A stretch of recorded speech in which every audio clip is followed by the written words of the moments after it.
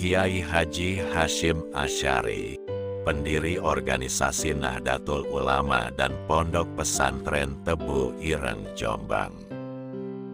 Kiai Haji Hasyim Asy'ari lahir tanggal 14 Februari tahun 1871, tempat Pesantren Gedang, Tambakrejo, Kabupaten Jombang, Jawa Timur. Kiai Haji Hasyim lahir dari pasangan Kiai Asy'ari dan Nyai Halimah. Saat usia 15 tahun, Kiai Hasyim mulai merantau untuk belajar ke berbagai pesantren di Indonesia. Saat usia 21 tahun, Kiai Haji Hasyim menikah dengan Nafisah, putri dari Kiai Yakub. Pernikahan tersebut berlangsung pada tahun 1892 Masehi. Setelah itu, Kiai Haji Hasyim bersama istri dan mertuanya menunaikan ibadah haji ke Mekah. Hal ini dijadikan kesempatan bagi Kiai Haji Hasyim untuk memperdalam ilmu agamanya. Pada tahun 1899, Kiai Haji Hasyim mendirikan pesantren Tebu Ireng.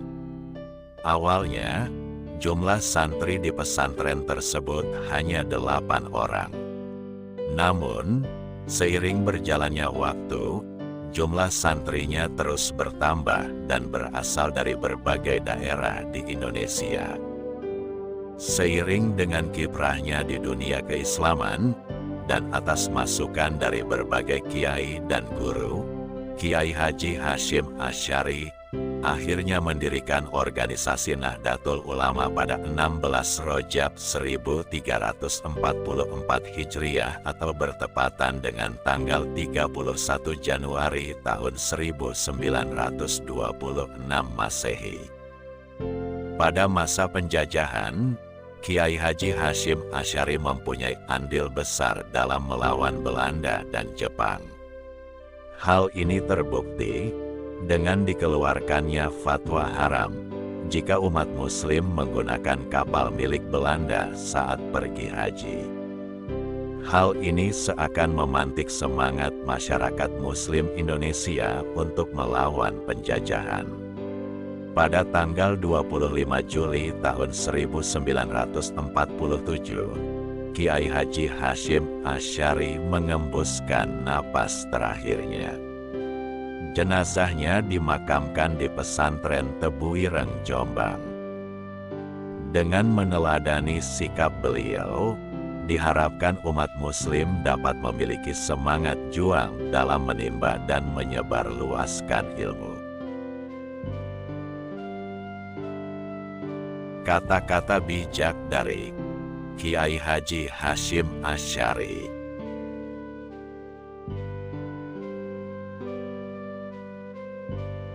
Barang siapa yang mau mengurus NU, akan aku anggap sebagai santriku.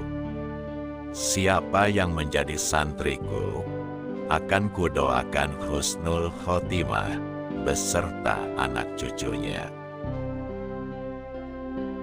Masuklah NU dengan penuh kecintaan, kasih sayang, rukun, bersatu, dan dengan ikatan jiwa raga. Bahwasanya, Al-Quran dan Al-Hadis adalah pedoman dan rujukan bagi muslimin. Hal itu benar adanya. Namun, memahami Al-Quran dan Al-Hadis tanpa mempertimbangkan pendapat para ulama adalah sulit atau bahkan tidak bisa. Dakwah dengan cara memusuhi, ibarat orang membangun kota, tetapi merobohkan istananya. Jangan jadikan perbedaan pendapat sebagai sebab perpecahan dan permusuhan. Karena yang demikian itu merupakan kejahatan besar yang bisa meruntuhkan bangunan masyarakat dan menutup pintu kebaikan di penjuru mana saja. Agama dan nasionalisme adalah dua kutub yang tidak berseberangan. Nasionalisme adalah bagian dari agama dan keduanya saling menguatkan. Tak ada satupun di dunia ini yang kekal. Maka, ukirlah cerita indah sebagai kenangan. Karena dunia memang sebuah cerita. Mengagungkan atau menghormati masjid hukumnya wajib, sedangkan meremehkan atau menghinanya adalah haram. Hendaknya segera mempergunakan masa muda dan umurnya untuk memperoleh ilmu, tanpa terpedaya oleh rayuan, menunda-nunda, dan berangan-angan panjang. Sebab setiap detik yang terlewatkan dari umur tidak akan tergantikan. Seorang santri hendaknya membersihkan hatinya dari segala hal yang dapat mengotorinya, seperti dendam, dengki, keyakinan yang sesat dan perangai yang buruk.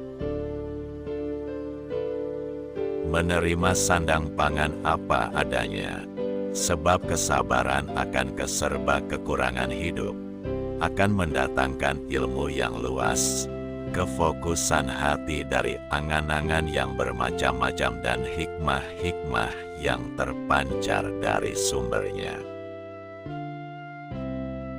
Pandai membagi waktu dan memanfaatkan sisa umur yang paling berharga itu.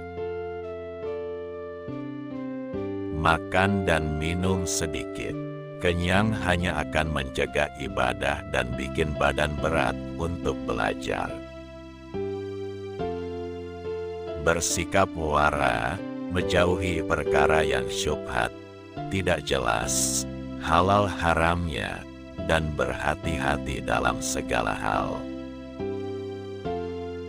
Meninggalkan pergaulan karena hal itu merupakan hal terpenting yang seyogyanya dilakukan pencari ilmu, terutama pergaulan dengan lain jenis dan ketika pergaulan lebih banyak main-mainnya dan tidak mendewasakan pikiran. Hendaknya memiliki niat yang baik dalam mencari ilmu, yaitu dengan bermaksud mendapatkan ridho Allah, mengamalkan ilmu, menghidupkan syariah Islam, menerangi hati dan mengindahkannya dan mendekatkan diri kepada Allah. Jangan sampai berniat hanya ingin mendapatkan kepentingan duniawi, seperti mendapatkan kepemimpinan, pangkat, dan harta atau menyombongkan diri di hadapan orang atau bahkan agar orang lain hormat. Sesungguhnya perpecahan, pertikaian, saling menghina dan fanatik mazhab adalah musibah yang nyata dan kerugian yang besar. Tatkala umurku habis tanpa karya dan pengetahuan, ilmu, lantas apa makna umurku ini? Janganlah hal-hal sepele menyebabkan kalian bercerai-berai, bertengkar, dan bermusuhan.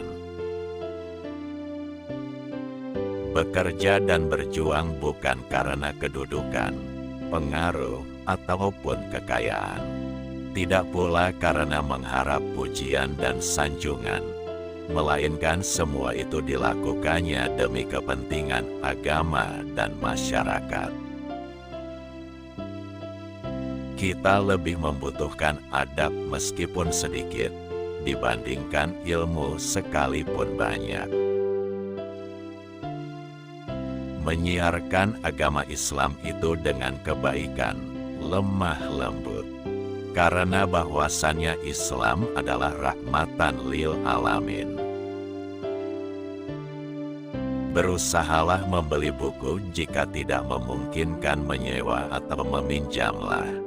Sebab itulah cara memperoleh pengetahuan, ilmu. meminimalisir tidur selama tidak berefek bahaya pada kondisi tubuh dan kecerdasan otak. Sesungguhnya kebenaran bisa lemah karena perselisihan dan perpecahan, sementara kebatilan kadang menjadi kuat karena persatuan dan kekompakan.